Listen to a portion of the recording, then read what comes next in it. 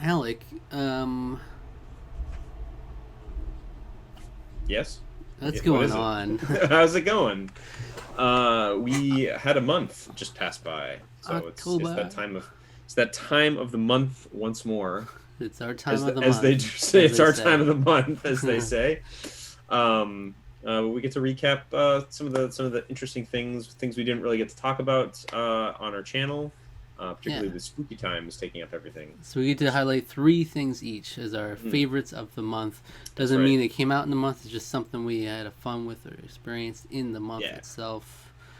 Yeah. New and old alike. Hmm. All right. Would you like to start us off? I will. I will start us off. And so I'm going to start with one thing that lasted the whole month for me. And it was something that I Halloween. really enjoyed. It was Pete Doors' Halloween streams. His horror game month that he always does every year on Twitch.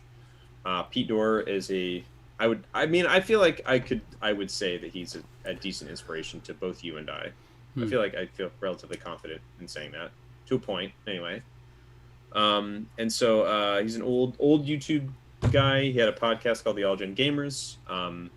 He's kind of relegated all of his stuff onto Twitch these days. Doesn't really make too much YouTube content. Every once in a while, he'll put something out when he feels like it. But every October, he always has a horror themed games. He saves all of the games, all of the horror games. He doesn't stream those throughout the rest of the year.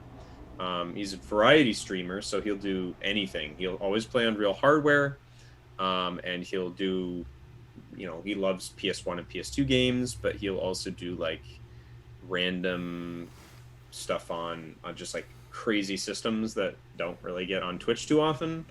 Um, Yeah. and he does some speed running. He does all kinds of stuff, but all leads up to October, because October he just gets to have fun, play some horror games, and some spooky themed games, and it's a lot of fun. Twitch chat is always really enjoyable. It's always full of his emotes that are all modified for like horror month, and so it was a good time. So played a lot of really good games this year, really interesting games. He played Phantasmagoria, which is that Sierra game that was Which I've heard. one of Roberta Williams's last games, that she made and directed and wrote.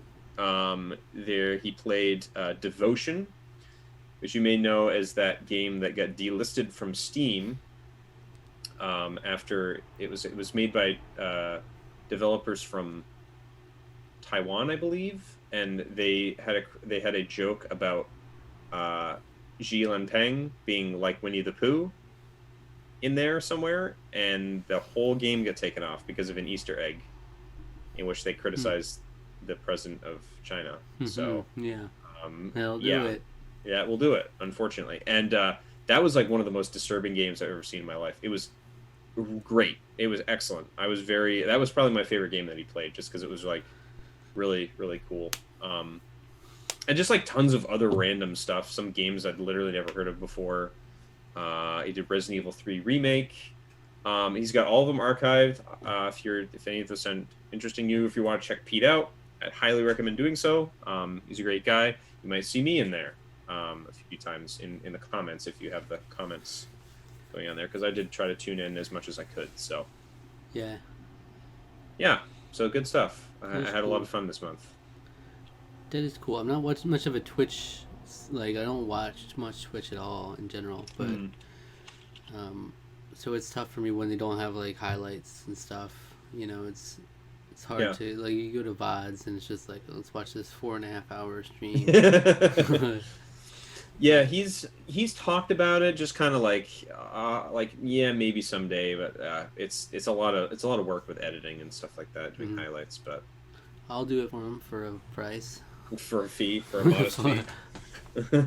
All right, so my first one's gonna be Borderlands, the pre-sequel, Ooh, okay, which nice. I'm just happy to be back to Borderlands because last month I was talking about Payday 2, how we were playing Yep. Payday 2, and we do a multiplayer game at a time. We did Borderlands 2 before that, and Yeah. so we were gonna finish Payday 2, and we were gonna move on to Borderlands the pre-sequel after that. But Payday 2 was taking way too damn long, and I'm like, I don't know if this is worth it. There's like 50. I looked it up, and there was like 50 missions on the storyline thing, and I don't know. We were like halfway maybe at that point. It's like we'd already put in so many weeks into it. Yeah. We play like once a week. It's like every Sunday night kind of thing. So, like, I want to just play Borderlands. Borderlands is just like the cream of the crop, the best co-op online experience you can get, pretty much. And it's always fun. Like, we hadn't heard anything about the pre-sequel at all. Like, I didn't know what people only ever talk about the main first two when they talk about it. So I'm like, is there reason they don't talk about it? But like, we go into it and it's pretty much just the Borderlands we know and love. So yeah, I think some of the reason why people don't talk about it as much is because it came out kind of close-ish to Borderlands 2, and it felt like it's just Borderlands 2 again, kind of. Yeah. I mean, it's not, because the story technically isn't, but it's very similar. So it I is, think that's why people. But I don't mind it. Like, if I could just play like 10 Borderlands 2s, I wouldn't mind it at all. Well, Borderlands 3 was that again, and that's why people don't talk about that either. Really? Okay. Not anymore. That's I don't really hear anyone talking about it. Yeah. That's fine by me. I just want like as much content as possible. Like, a lot of times the games, I'm like, I just like, this is too much. I want to get through it. But with Borderlands, like, I want to play every mission. You know, it's always give me more. Because it's rare that you have a co-op experience where you can do quests, basically, and it's such a unique take on it, you know, first-person shooter RPG style. But yeah, we've only played a couple weeks so far, but I'm just excited to be back to it. Speaking of which, I was going to jump in because that was a really good transition to my next one, which is I'm getting back into Destiny 2. There's a new expansion coming out later this month in November, so I guess I'm not necessarily keeping that off the next month's thing, which may very well show up because I'll probably want to gush about Beyond Light. But I want to talk about other Destiny 2 and kind of what's going on there. So they're sunsetting a lot of content from the first 2 years of the game. So quests, planets, missions, story beats, guns, all of those things are leaving the game for not forever necessarily, but they're being sunset, so they're being essentially archived. And the reason for that being is because they want to, the game file is so huge, there's so many things to do, and there's so many locations that they're just gonna kind of ease off on the file size. So they're just gonna have locations from the most recent season, and they're going to be focusing a lot on the new content that's coming out in the new expansion. So, in preparation, I've been playing a crap ton of that game in order to do a bunch of the quests and things that I hadn't done. Lots of little. There are some things where I was surprised I didn't do little story beats that were in earlier expansions that I discovered just by working on some quests and some bounties, doing quests for exotic weapons. That's what I've been focusing on the last couple of weeks. And those are kind of like special weapons. So exotic weapons aren't leaving the game. So ones that you were even in the game from launch will be staying in the game. Exotic weapons are like really special, kind of. They usually have like an interesting quirk to them that sets them apart from the other weapons. And yeah, so that's it's pretty cool. Definitely looking forward to that. But it's been a lot of fun. I'm in a clan with some people. We ran the first raid just this past. It was a weekend. Yeah, it might have been the weekend before. And yeah, that was awesome. It was a lot of fun getting to experience that for the first time. That raid. Raids are like one of the coolest things in Destiny, because it's just like 6 people and you have to cooperate, you have to communicate, and when everything like goes like perfectly, when everything works, it's one of the best feelings in the world. How well the game encourages you to work together and how good it is at doing that. There's really just nothing like it. It's just such a fun experience to do. And raids can be kind of long, but they're fun. You know, it's like, okay, well, we have a problem with this part of it. We just keep running it again. We'll try it again. We'll modify what we're doing a little bit, and then we'll go at it again. And you know, essentially working on a puzzle cooperatively, and it's very fun. So yeah, I absolutely adore this game, Destiny, and I'm really looking forward to the new expansion. But yeah, just catching up on everything that's been going on in the past few years that I'd sort of missed out on, as I've taken hiatuses on and off, and yeah, it's been a lot of fun. Been having a good time. Mm-hmm. So. My friend back in the day really wanted me to play Destiny with him, and I played it like once, and then we never got back to it. But you know, Borderlands basically the same thing, first-person shooter. It's not an RPG, but it's pretty different. Pretty different. But here's the thing: random guns are the kind of become once you are really getting into Destiny. The gun drops are like the most important thing in the world, because you want to get a gun that you like that has good perks, which are all randomly generated. And if you get your god roll, then you masterwork that, and then you work on some more guns that you do that with. So it's fun. There's a lot of like some random elements to it, but you know, that's part of the enjoyment of getting to play around with all the systems and stuff that's in Destiny. So stuff. All right, so my second thing is gonna be Dua Lipa again. No, okay. But I'm still listening to Dua Lipa. That's good. Could just I said we're gonna put it on every month. It's just gonna be Dua Lipa. Just Dua Lipa. But yeah, no, it's gonna be something called the Slippy Champions League. Now, this is a Super Smash Bros. Melee tournament. It's been ongoing. Like Slippy, like Star Fox? Slippy? Like Star Fox, but that's the name of the service in which they do Melee online through. Oh, okay. They call it Slippy? Yeah. That's fun. So, which is like, it's been like revolutionized the Melee competitive scene basically, because it's like rollback online, which is like way better than what they had before. It's like way better than Ultimate style. Online. Do you have to? So is it via emulator like Dolphin or something, or? Yeah, I think so. It's like, yeah. I've never set it up myself because I really just watch Melee. Is what I do. I don't really play it. Yeah. But I'm more curious than anything. So yeah. I think it is an emulator thing, but it's like really quick, which is like a lot different than how they had to do it before on Melee Online, where you'd have to like go through a website thing and like link up with them that way, and that's how you do stage striking to decide what stage you go on and everything. But on here, it's like you can instantly go on and it match makes you. Like, it's like way more seamless and better integrated than Ultimate Online is. So, but there's that, and then that inspired this Slippy Champions League, which is run by the people who do Summit, which is a Smash event I liked before, which is what this hoodie is from. Yeah.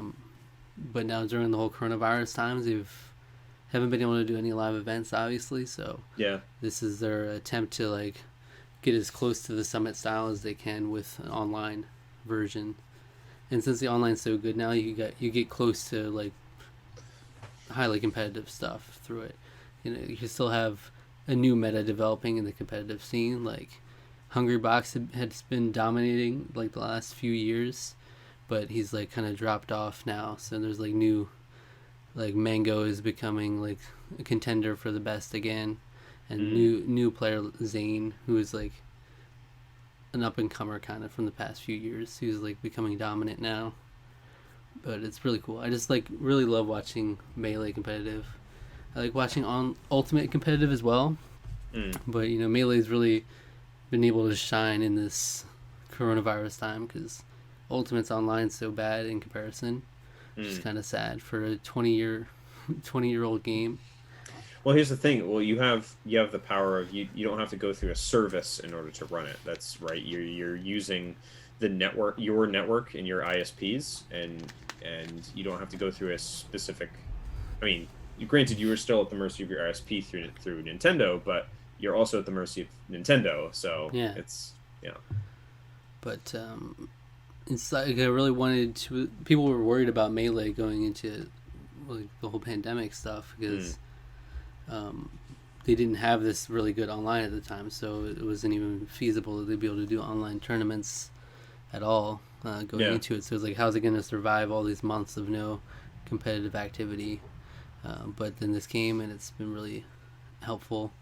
That's great. This and other online tournaments, because like at the end of 2019, they had teased the Smash World Tour that announced through like some of the big Smash scenes for both Ultimate and Melee. It was gonna have like a bunch of tournaments being a part of the World Tour, and you get a certain amount of points, and then you qualify to be in the championship tournament, which had like $100,000 prize pool, which is like a lot of money for Smash, which has been like notorious for not getting any funding from Nintendo or anything. So it's all been grassroots.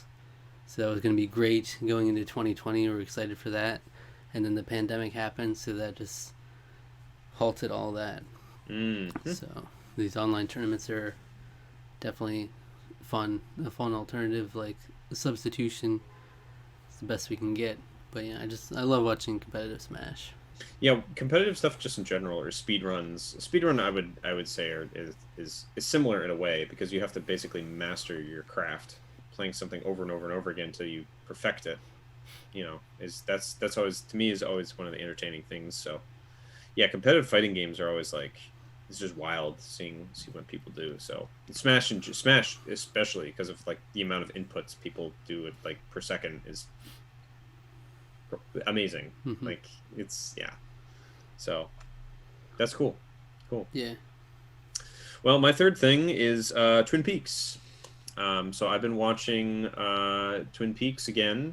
I only ever watched the first season before, because I had, it was like in college. They had like the library had like a bunch of, I found this out like towards my senior year, and all of a sudden I found out the library has DVDs I can rent, like just watch. I was like, why didn't I never know that before? In fact, I had whole CD libraries that you could borrow. They didn't have games. No, I think they did. I think they did have some games. Not very many though.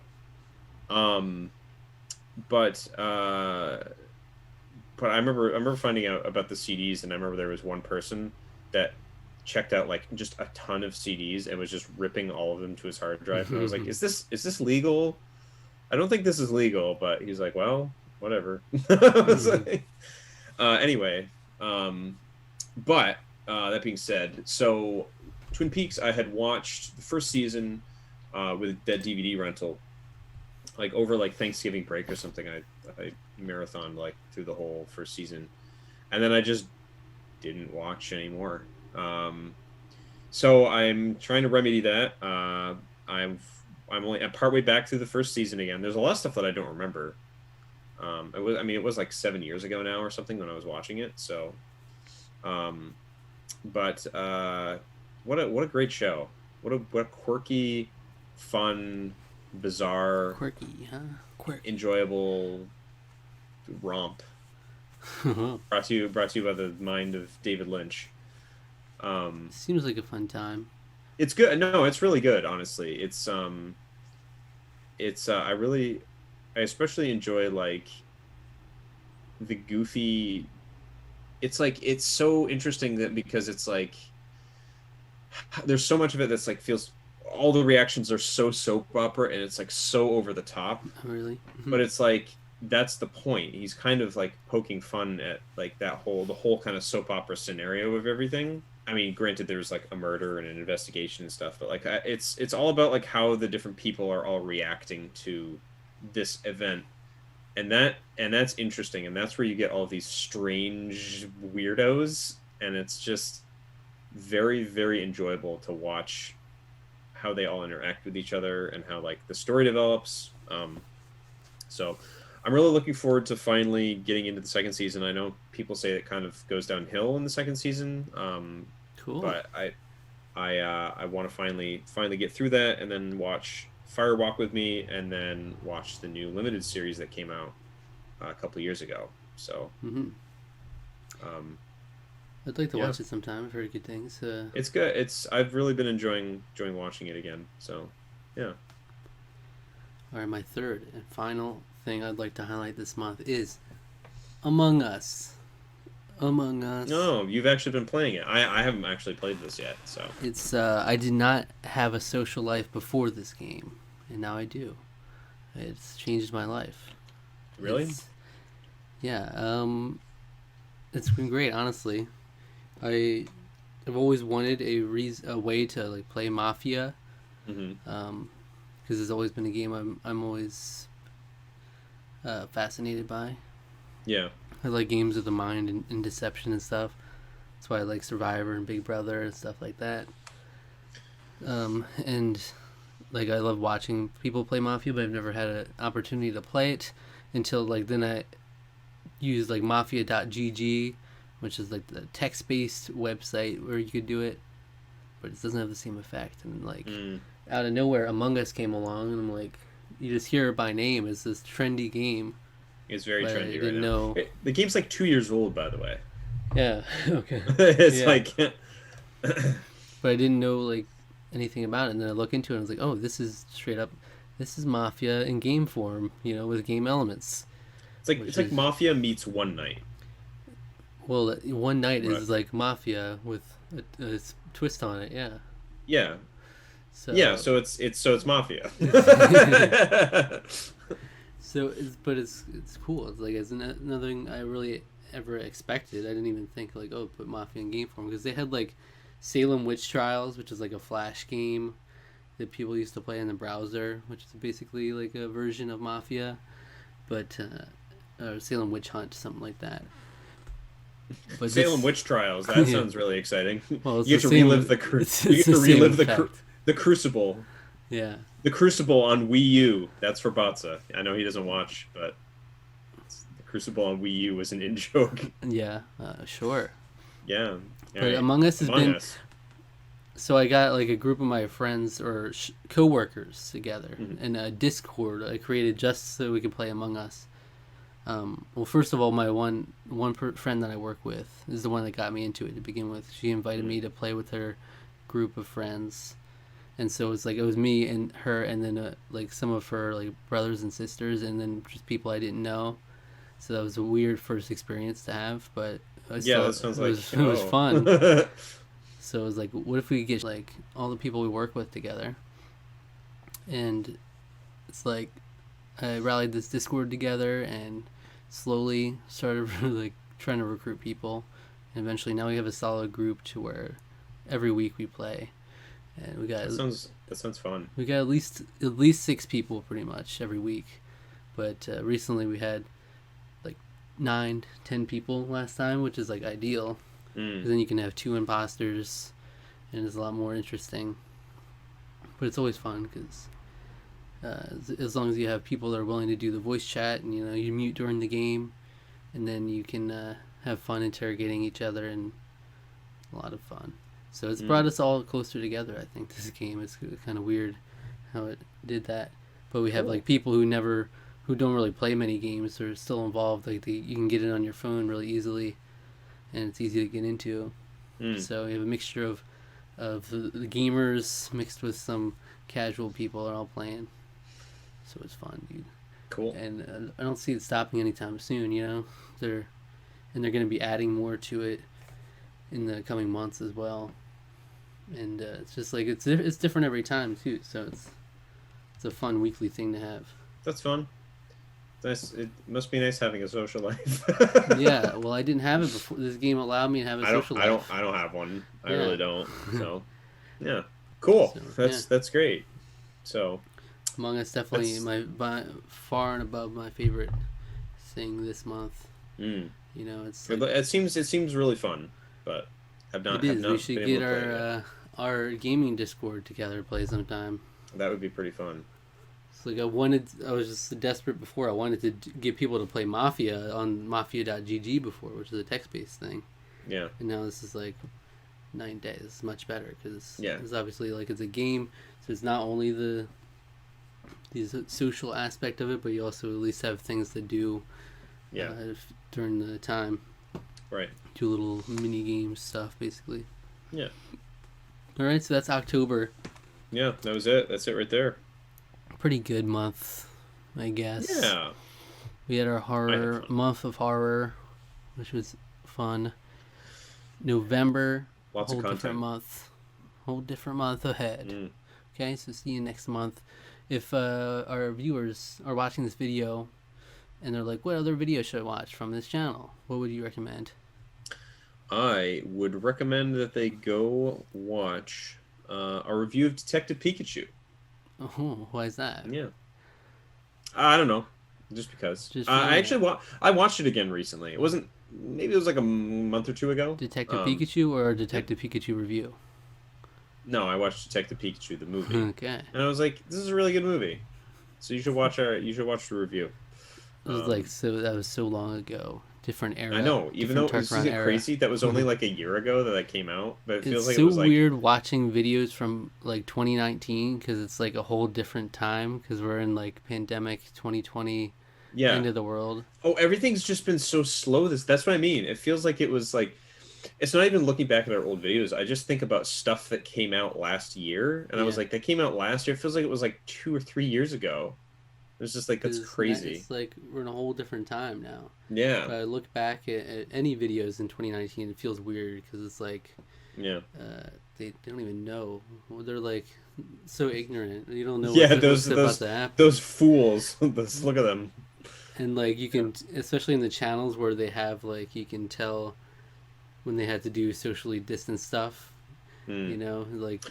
Oh, some channels where they're all on the couch, you know, and then in 2020 they're like all on Zoom call or whatever. Yeah, you're always going to be able to tell. Like, I just watched an episode of The Gaming Historian today, and he's like, you're going to be able to tell the years in which of like, and it just got me thinking. Like, you'll be able to tell from like channels and stuff that like produce content. You'll be able to tell like this was during the 2020 era because you have the Zoom audio or like some other like quirks or something from the audio. Yeah. So yeah. In like 2019, it's like we thought at the time that was like such a horrible year, and like we had no idea what was coming. It's like it's so weird.